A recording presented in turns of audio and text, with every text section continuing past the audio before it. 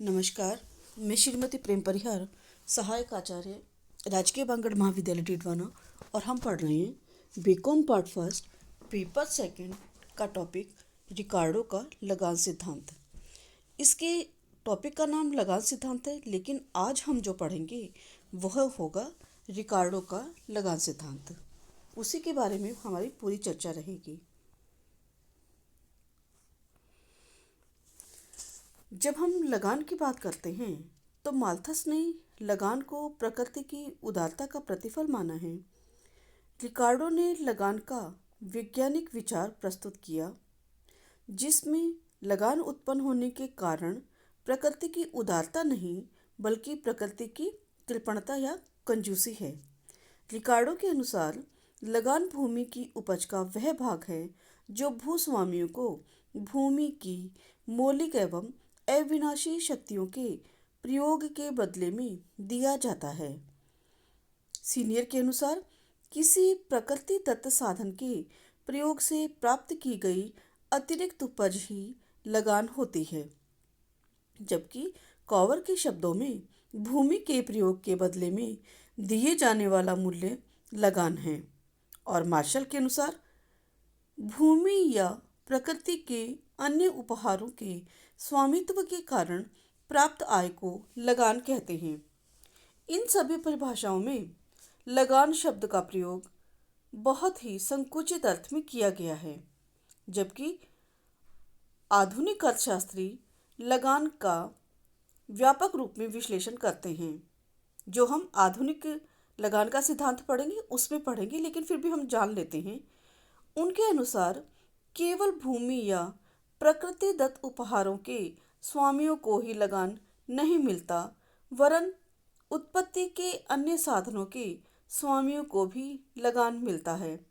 जहां हम प्राचीन सिद्धांत की बात करते हैं या रिकार्डो के प्रतिष्ठित सिद्धांत की बात करते हैं, तो वहां वह लगान का मतलब केवल भूमि से मिलने वाली अतिरिक्त आय या उसके प्रतिफल के रूप में ही हम या उसकी उदारता के रूप में ही हम व्याख्या करते हैं। परंतु आधुनिक जो विचारधारा के अर्थशास्त्री हैं वो ये कहते हैं कि लगान का तत्व उत्पादन के सभी साधनों के पुरस्कार, मजदूरी, ब्याज और लाभ में भी माना जाता है। उनके अनुसार किसी भी उत्पादन के साधन की एक इकाई को उसे वर्तमान कार्य में बनाए रखने के लिए जो न्यूनतम रकम देना आवश्यक होता है, उससे जो भी अधिक भुगतान किया जाता है उसे हम लगान कहते हैं। लगान के रूप या प्रकार। लगान शब्द को हम 3 तरह से परिभाषित करेंगे। कुल लगान। कुल लगान का अभिप्राय उस आर्थिक लगान तथा भूमि स्वामी को पूंजी व अन्य साधनों के बदले में समस्त भुगतानों के योग से हैं। माना कि लगान पर दी गई भूमि से आर्थिक लगान के अतिरिक्त भूस्वामी को उस भूमि पर लगाई गई पूंजी, कुआं, नालियां, भवन आदि पर ब्याज भी मिलता है। इसके अलावा अचल भूमि की घिसाई या लाभ भी सम्मिलित होता है। स्पष्ट रूप से लगान में आर्थिक लगान, विनियोजित पूंजी का ब्याज, भूमि की देखभाल, व्यवस्था या प्रबंध करने का वेतन तथा पूंजीपति की जोखिम का लाभ तथा भूमि को उन्नत करने के परिश्रम का पुरस्कार आदि सब प्रकार के भुगतानों को सम्मिलित किया जाता है। अर्थशास्त्र में लगान शब्द का प्रयोग कुल लगान के रूप में नहीं होता, बल्कि आर्थिक लगान के रूप में किया जाता है। आर्थिक लगान राष्ट्रीय आय का वह भाग जो भूस्वामियों को भूमि के प्रयोग के बदले में मिलता है, वह आर्थिक लगान कहा जाता है। भूमि का अभिप्राय इस संदर्भ में उन सब प्रकृति दत्त साधनों से हैं जो मानव को प्रकृति की ओर से निःशुल्क प्राप्त होता है।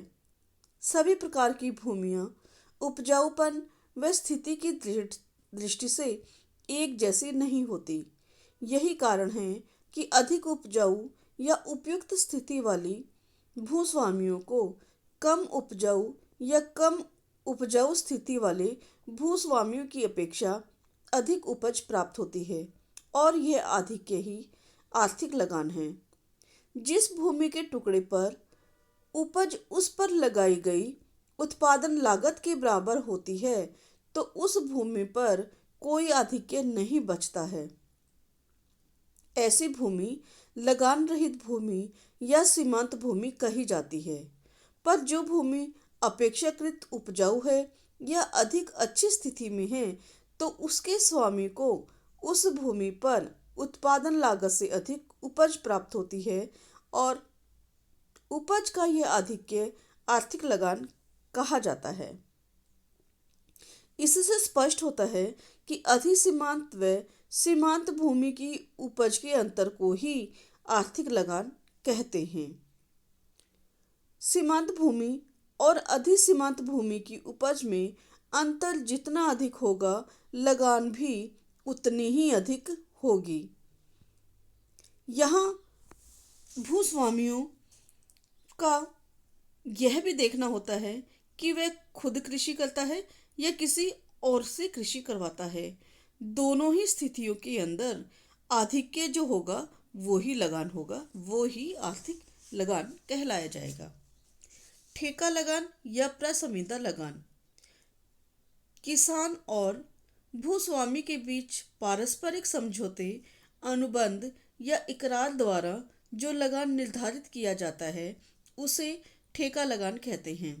ठेका लगान आर्थिक लगान से अधिक, कम या बराबर हो सकता है क्योंकि ठेका लगान का निर्धारण भूमि की मांग एवं पूर्ति की शक्तियों के साम्य से होता है।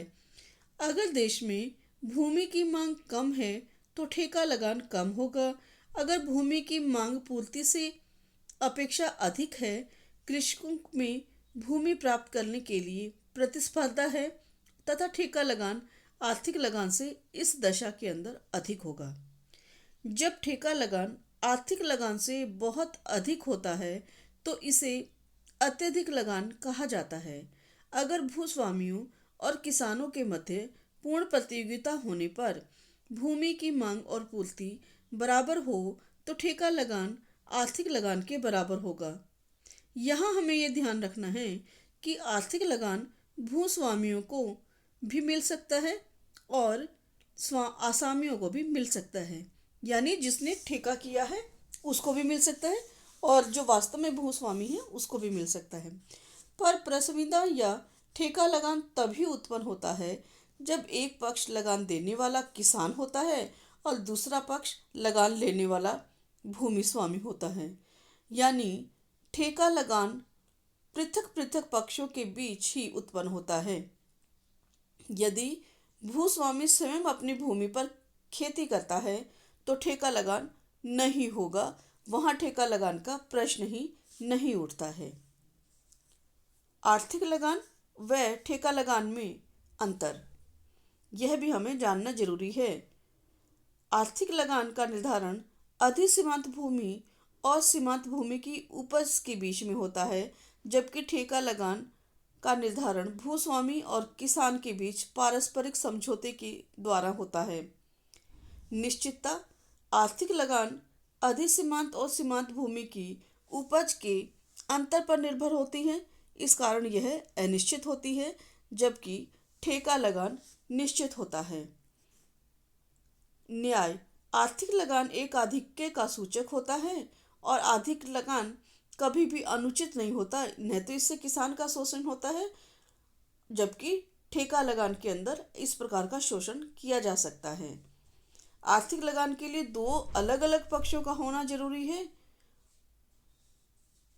यह आवश्यक नहीं होता कि आर्थिक लगान के लिए दो अलग अलग पक्ष हों, जबकि हम ठेका लगान की जब बात करते हैं वहाँ दो अलग अलग पक्ष होने जरूरी होते हैं।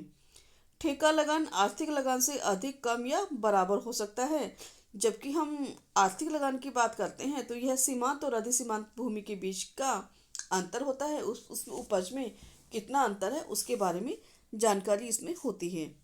आर्थिक लगान की जब हम बात करते हैं तो ये कहेंगे कि ये आर्थिक लगान एक कल्पना है, सैद्धांतिक विचार है जबकि ठेका लगान एक व्यवहारिक सत्यता है। ये हम देखते हैं कि अगर दो पक्षों के बीच समझौता हुआ है तो ठेका लगान उसमें कारगर होगा और कार्य करता भी है।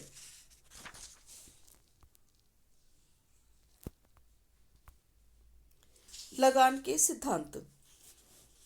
लगान के दो तरह के सिद्धांत हैं। हमने प्रारंभ में भी इस पर चर्चा की थी, जिसमें हमने जाना था कि लगान के दो सिद्धांतों के बारे में हम अध्ययन करते हैं। प्रतिष्ठित या रिकार्डो का लगान सिद्धांत, जिसके ऊपर आज का हमारा ये पूरे चर्चा है, और दूसरा सिद्धांत है हमारा लगान का आधुनिक सिद्धांत। तो देखते हैं हम रिकार्डो के सिद्धांत क्या कहता है। रिकार्डो के सिद्धांत का जब हम बात करते हैं तो रिकार्डो ने लगान के संबंध में निश्चित और सुव्यवस्थित सिद्धांत प्रस्तुत किया था। इस सिद्धांत को लगान का प्रतिष्ठित सिद्धांत भी कहा जाता है। रिकार्डो ने यह बताया कि लगान क्यों और कैसे उत्पन्न होती है, और उसने ये निष्कर्ष निकाला कि भूमि की कुछ विशेषताओं, भूमि की सीमितता, भूमि की स्थिरता व भूमि की उर्वरा शक्ति में भिन्नता के कारण लगान भूमि से प्राप्त एक प्रकार का आधिक्य होता है। रिकार्डो के अनुसार लगान भूमि की उपज का वह भाग है जो भूस्वामियों को भूमि की मौलिक एवं अविनाशी शक्तियों के प्रयोग के लिए दिया जाता है। रिकार्डो ने अपने सिद्धांत का प्रतिपादन केवल कृषि के संबंध में ही किया और उसी पर अपने सिद्धांत को टिकाए रखा। रिकार्डो ने लगान सिद्धांत के लिए दो प्रकार की भूमि का अध्ययन किया, जिसमें है विस्तृत कृषि और गहन कृषि। भूमि के ऊपर हम अगर विस्तृत कृषि करते हैं तो क्या हमारी लगान रहेगी, और गहन कृषि करते हैं तो क्या हमारी लगान रहेगी, उसके ऊपर रिकार्डो ने चर्चा की।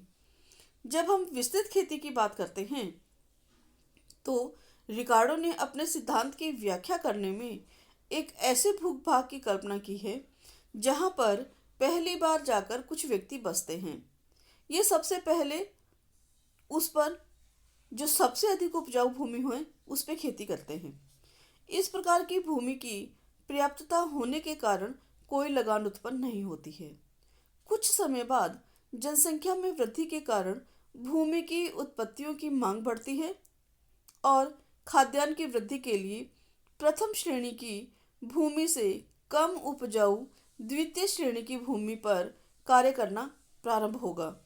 ऐसी अवस्था में दोनों प्रकार की भूमियों पर पूंजी और श्रम की समान इकाइयां लगाने के बावजूद भी प्रथम श्रेणी की भूमि द्वितीय श्रेणी की भूमि से अधिक उपज प्राप्त करती है। इस प्रकार प्रथम श्रेणी की भूमि को जो अंतर्गीय आधिक्य प्राप्त होता है वही लगान होता है। और यदि जनसंख्या में वृद्धि हो तो जनसंख्या में वृद्धि के क्रम के साथ साथ घटिया से घटिया भूमि पर खेती की जाने लगती है।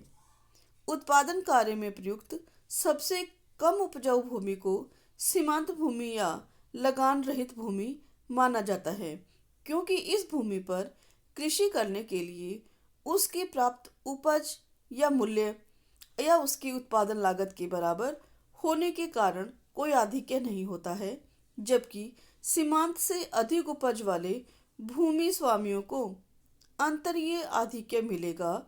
ऐसी भूमियों को आधिक्य सीमांत भूमि या अधिसीमांत भूमि कहा जाता है। ज्यों ज्यों सीमांत भूमि और अधिसीमांत भूमि की उपज के बीच अंतर बढ़ता जाएगा, त्यों त्यों लगान भी बढ़ता जाएगा। दूसरी स्थिति बताई है गहन कृषि। रिकार्डो के लगान सिद्धांत की व्याख्या के संदर्भ में गहन खेती पर भी चर्चा की गई है। भूमि के उत्पादन में उत्पत्ति ह्रास नियम लागू होता है।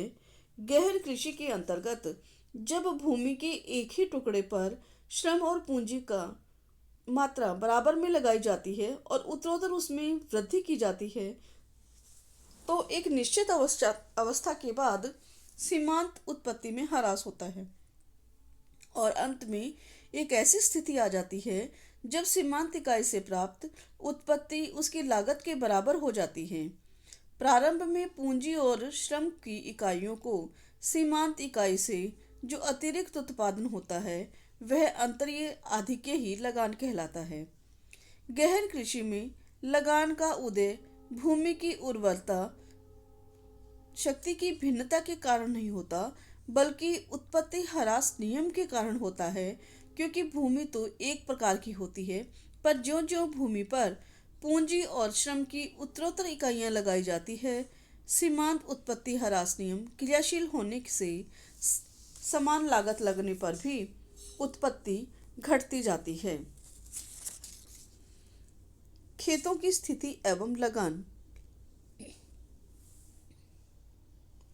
वास्तव में रिकार्डो ने अपने सिद्धांत में खेतों की स्थिति को भी लगान का महत्वपूर्ण घटक माना है। सबसे अधिक उपजाऊ और सबसे अधिक लाभपूर्ण स्थिति वाले खेतों पर ही सबसे पहले खेती की जाती है। यदि सभी खेत समान उपजाऊ हैं तो लगान उत्पन्न नहीं होती है, जब तक कि किसी खेत की स्थिति का विशेष लाभ न हो। इससे स्पष्ट है कि जिस भूमि की स्थिति अच्छी होती है, अन्य बातों के समान रहने पर उसको अधिक लगान प्राप्त होता है। जो खेत शहर, गांव या बाजार के जितनी अधिक निकट होंगे, उनकी उपज को ढोने का परिवहन व्यय भी उतना ही कम होता है। परिणाम स्वरूप अच्छी स्थिति वाले खेतों के स्वामी को दूर स्थित अनुपयुक्त स्थिति वाले खेतों के स्वामियों से अधिक लगान प्राप्त होता है।